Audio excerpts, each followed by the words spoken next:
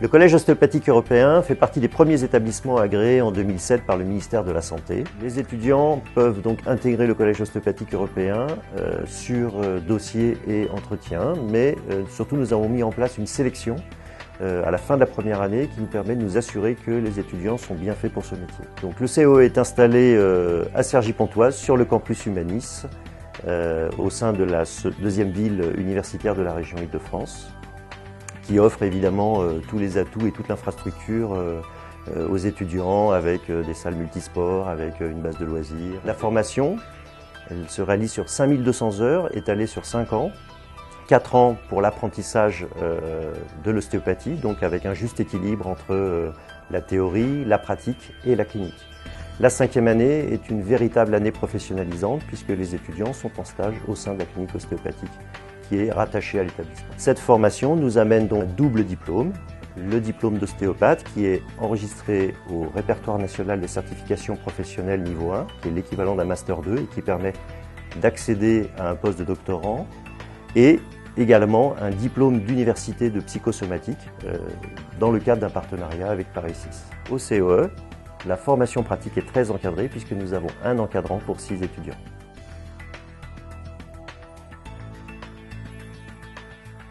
La clinique possède un espace dédié de 800 m² avec 34 salles de consultation individuelles. Donc la clinique ostéopathique du COE représente la finalité de la formation avant le diplôme, et c'est la phase réellement professionnalisante proposée aux étudiants qui leur permet de réaliser plus de 400 consultations sur un volume de temps d'environ 1000 heures, étalé entre fin de 4e année et fin de 5e année.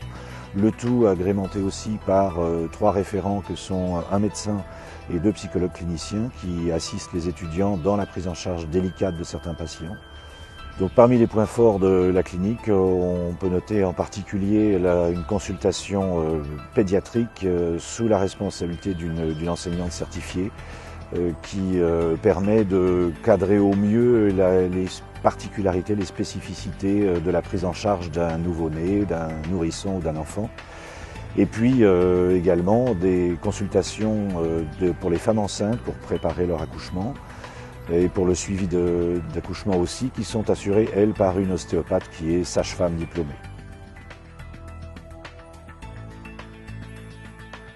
Le Collège ostéopathique européen, je dirais qu'avant tout, c'est une aventure humaine.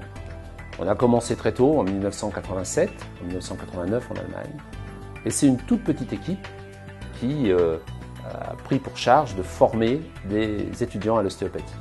Bien sûr, sans jamais oublier que nous-mêmes, on a été étudiants. Et sans jamais oublier non plus que notre rôle principal, le plus important, c'était de former des thérapeutes efficaces pour les patients. Le patient est toujours au centre de nos soucis. Si aujourd'hui le Collège ostéopathique européen a une façon de fonctionner qui s'apparente à celle que l'on trouve dans les universités, il y a une chose qu'on n'a pas oubliée, c'est que pour transmettre le savoir-faire ostéopathique, il faut de l'accompagnement. Ce que toute notre équipe de praticiens, d'enseignants continue de faire, c'est ce qu'on a connu nous dans les tout débuts de l'ostéopathie en France, c'est cet accompagnant, cette relation maître-élève, ce compagnonnage. Et j'espère que nous pourrons longtemps continuer à enseigner de cette façon.